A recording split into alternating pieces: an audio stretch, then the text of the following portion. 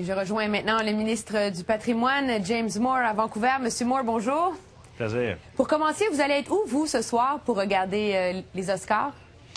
Ben, je vais les enregistrer parce que je serai sur un vol en retournant à Ottawa après la semaine de relâche ici dans mon comté. Alors, je vais le voir après, mais je vais avoir, je suis certain, beaucoup de bulletins sur mon BlackBerry quand je retournerai à Ottawa.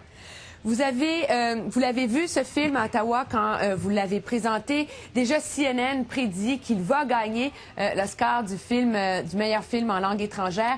Qu'est-ce qui vous a marqué, vous, dans ce film-là, M. Lazare? Ben, les jeunes comédiennes qui sont dans ce film sont vraiment extraordinaires. Comme vous le savez, franchement, c'est pas mal rare de trouver les enfants qui sont des très bons acteurs et d'avoir deux jeunes comme ça, ces deux jeunes Québécois là qui sont vraiment extraordinaires, qui ont vraiment ajouté l'esprit, la tragédie dans ce film-là. Ils étaient vraiment extraordinaires dans ce film. Qu'est-ce que ça représente pour le Canada, 2 années de suite, d'être en nomination aux Oscars? Qu'il y a une grande opportunité pour le Canada. Et franchement, c'est très important pour moi, comme ministre du Patrimoine, comme anglophone ou francophile, que le reste du Canada comprenne ce qu'on a vraiment au Québec, qui est vraiment très spécial. Les comédiens, comédiennes, les acteurs, Philippe Falardeau, Denis Villeneuve, tout le monde qui est là sur terrain dans l'industrie du cinéma au Québec, c'est vraiment quelque chose de très spécial. Et je trouve ça frustrant que dans le reste du pays, que les anglophones, on n'a vraiment pas la capacité d'avoir l'infrastructure pour voir et pour promouvoir les films francophones du Canada. Parce qu'il y a vraiment des films extraordinaires de Père en Flic, Starbuck, Incendie et maintenant Monsieur Lazare. C'est vraiment quelque chose de très spécial sur la scène internationale que les Oscars qu'on va peut-être avoir ce soir, les talents canadiens sur la scène internationale soulignés pour leurs excellences. Le débat sur le financement de la culture est perpétuel, vous me direz, mais peut-être plus intense sous votre gouvernement. Dans certains cercles, on vous reproche de ne pas en faire assez. Dans d'autres, cercles plus conservateurs, de trop donner de fonds publics au cinéma. C'est quoi le rôle du financement public pour vous, pour le cinéma canadien?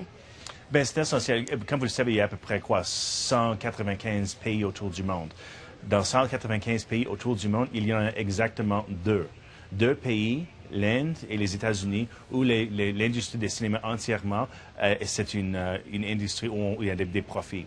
Alors, c'est essentiel pour le Canada, pour un pays comme le nôtre, qu'on a les investissements, les investissements efficaces, responsables, où on trouve les partenariats avec le secteur privé et aussi avec les autres pays pour avoir le financement stable et durable pour le cinéma francophone, anglophone dans chaque région du Canada. Nous autres, comme gouvernement, nous avons créé le Fonds des médias du Canada pour avoir ce type d'investissement. Téléfilm Canada, le Bureau national du film, c'est quelque chose de très important aussi pour le cinéma. Et aussi, franchement, Société Radio-Canada. Société Radio-Canada, vous autres avez une responsabilité très importante pour être une plateforme pan-canadienne, multidisciplinaire et multimédia pour être une vraie plateforme pour le contenu canadien, pour les films autour du Canada.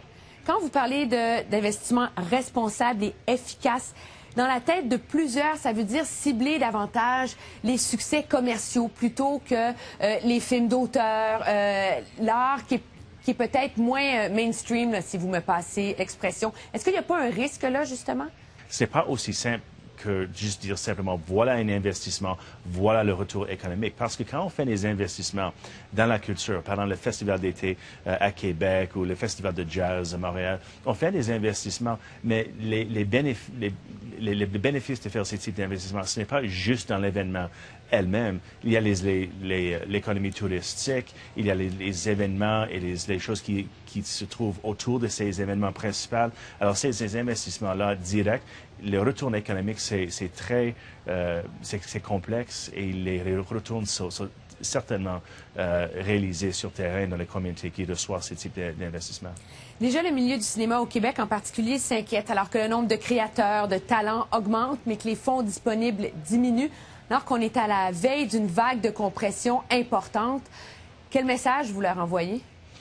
Il ne faut pas être peur, je vous assure. Les types des économies qu'on va trouver comme gouvernement, ils vont être responsables. Comme M. Flaherty, le ministre des Finances, a juste dit cette semaine, qu'on trouve les économies, les vraies économies, et où il y a du gaspillage, on veut être certain qu'on trouve le gaspillage, pas les investissements qu'on va éliminer. Nous sommes le seul gouvernement national dans le G8 qui a fait une décision précise, pas de couper, pas de maintenir, mais d'augmenter notre financement dans la culture pendant la crise économique. Notre plan anti-crise avait des sommes nouveaux, des investissements nouveaux qu'on va continuer pour assurer que nos communautés culturelles vont continuer à avoir de grands succès sur la scène internationale et certainement sur la scène domestique. C'est essentiel. Canada, c'est le deuxième plus grand pays autour du monde. Mais quand on parle de la population, nous sommes le 36e plus grand pays autour du monde. La chose qui nous unit comme un pays, c'est la communication, la culture, le langage, et ce sont des choses essentielles pour l'unité nationale. Et donc, si je vous ai bien compris, vous êtes confiant de pouvoir protéger les investissements nouveaux que vous avez faits, ceux qui existent pour le cinéma, pour la culture, même avec le prochain budget? Ben oui, on va avoir certainement aussi des changements. Par exemple, les téléfilms eux-mêmes, ils sont en train d'avoir un engagement pour avoir encore plus des médias électroniques. Vous autres, à Société Radio-Canada, avec votre plan de 2015, il y a comme vous le savez, un changement à l'interne de Société Radio-Canada avec plus des médias électroniques et avec l'engagement des jeunes, les applications sur les iPads et les BlackBerry, tout ça. Alors ça, c'est un engagement, c'est une manière de trouver les économies, mais au même temps de trouver les nouveaux capacités, nouvelles capacités d'avoir des engagements avec les consommateurs. Mais le financement comme tel, par exemple, du cinéma au Canada, vous allez le protéger? Ben oui, par exemple, comme je dis, le Fonds des médias du Canada, dans le dernier budget qu'on a juste on a adopté à la Chambre des communes après l'élection de la 2 mai de l'année passée, on a unifié deux fonds, créé un nouveau Fonds des médias du Canada, et c'est maintenant, c'est pas une sunsetter, ça veut dire, c'est pas chaque année, on doit renouveler ces programmes-là. C'est maintenant un programme de la base, un pilier au centre de notre investissement la culture du Canada, et on va le protéger pour l'avenir. Merci beaucoup, M. Moore. Plaisir, c'est le mien.